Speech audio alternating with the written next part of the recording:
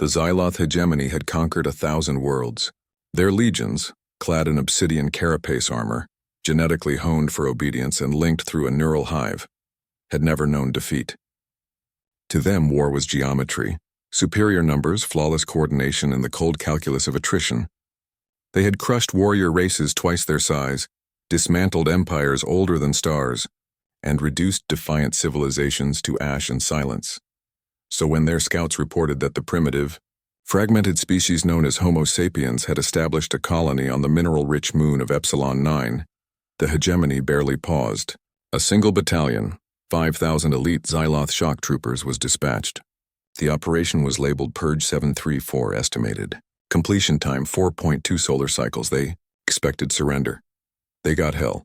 The first sign something was wrong came when the orbital drop pods never opened. The Xyloth command ship, Sovereign Maw, hovered in geosynchronous orbit, awaiting confirmation of ground deployment. Instead, comms crackled with static, then screams. Not the guttural roars of dying aliens, but sharp, guttural shouts in a language the translators couldn't parse. Contact left.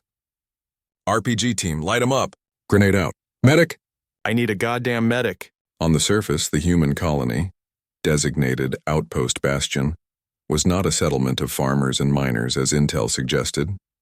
It was a hardened military firebase disguised as a civilian outpost. And its defenders?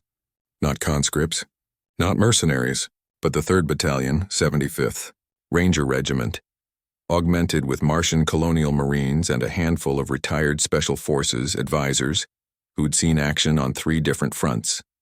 Sergeant Major Elena Rook Vasquez crouched behind a shattered ferrocrete wall, reloading her pulse rifle with practiced ease. Around her, the moon's thin atmosphere burned with plasma fire and the acrid stench of scorched chitin. "They thought we'd roll over," she growled into her comms. "Let's teach 'em what happens when you poke a hornet's nest with a stick made of napalm." The Xyloth had landed in perfect formation, rows of soldiers descending in synchronized waves, their bioluminescent eyes scanning for targets. They found none, because the humans weren't waiting in the open. They were everywhere. Snipers in camouflaged spider holes picked off officers with armor-piercing rounds that punched through neural conduits. Tunnel networks, dug over months under the guise of mining operations, spewed squads armed with flamethrowers and sonic disruptors. Drones, jury-rigged from cargo haulers, dropped micro-munitions on clustered units, and when the Xyloth tried to retreat to regroup, they found their drop zones mined with AI-guided claymores that learned their evasion patterns. Within 2 hours, the hegemony's flawless geometry had collapsed into chaos. High above, Grand Marshal Vrakthul watched his casualty reports scroll across the holotable. Pay 200 troops lost. No enemy fatalities confirmed. Impossible, he hissed, mandibles twitching. Their technology is inferior. Their numbers negligible. They do not fight like soldiers, whispered his tactical AI. They fight like predators. They use terrain as weapon. They feign weakness to lure. They sacrifice position to gain advantage. They adapt, Vrakthul snarled. Deploy the Reapers. Burn the surface clean. The Reapers were the hegemony's ultimate terror weapons. Biomechanical titans 30 meters tall, capable of leveling cities with a single plasma barrage. 3 descended through the atmosphere, their arrival shaking the moon's crust. But the humans didn't flee. Instead, they laughed. From a hidden comms bunker, Lieutenant Chen keyed a frequency long thought obsolete. "This is Bastion Actual. Requesting orbital option Alpha." A pause. Then crackling through static. "Copy that, Bastion." "Say again, Alpha?" "Affirmative. And tell the boys back home. We're bringing back souvenirs." 10 seconds later, the sky split open. Not with hegemony ships, but with the scorched, battle-worn hulls of the UNSC Resolute and her escort fleet. And riding their wake, a single ancient vessel retrofitted with enough firepower to crack a planet, the SSV Normandy SR-3, bearing the faded insignia of a long-dormant Earth coalition. But the real surprise came not from orbit, it came from below. As the Reapers stomped toward the colony's central dome, the ground beneath them exploded. Not with conventional explosives, but with thermobaric charges laced with nano-disassemblers, stolen from a hegemony supply cache weeks earlier. The Titans staggered, their armor dissolving into gray sludge, then, From the smoke emerged a squad in blackened exosuits, dragging a device that hummed with unstable energy. "Say hello to my little friend," muttered Corporal Diaz, slamming the activation switch on a captured Xyloth singularity core. The resulting implosion swallowed 2 Reapers whole. By dawn of the second cycle, only 312 Xyloth soldiers remained.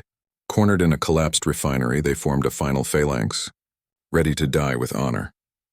What they got was Sergeant Vasquez walking toward them, alone, unarmed, her face streaked with soot and blood. She stopped 10 meters away. "You can surrender," she said, voice calm, "or you can die. Your choice." The Xyloth commander, his carapace cracked, his neural link severed, stared at her. "Why, do you not kill us? We are your enemy." Vasquez spat on the ground. "We don't kill prisoners. That's your style. Ours is messier when you fight, cleaner when you don't." A long silence. Then, one by one, the Xyloth lowered their weapons.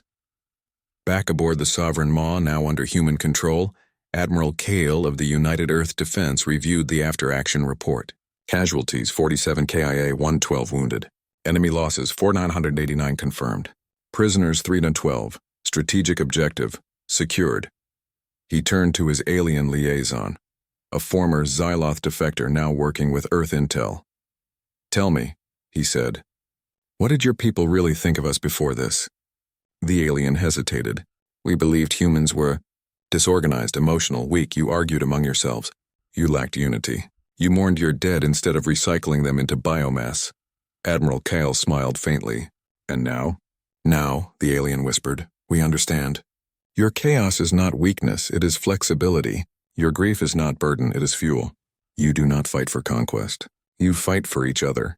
He paused, then added, voice trembling, "No empire should ever declare war on a species that names its warships liberty. Resolve and never again." Across the galaxy, the news spread like wildfire. The Xyloth hegemony had suffered its first defeat in 800 years, and it wasn't by a rival empire, a god machine or a cosmic anomaly. It was by humans, on the ground, with duct tape, grit, and a refusal to die quietly. The hegemony recalled its fleets. Diplomats scrambled. Treaties were rewritten, and in the quiet corridors of alien academies, a new lesson was taught. Never underestimate human ground forces. They don't just hold the line, they redraw it, with blood, fire, and a smirk. Because when humanity fights on foot, the universe learns a simple truth. You don't invade their soil. You pray they never invade yours.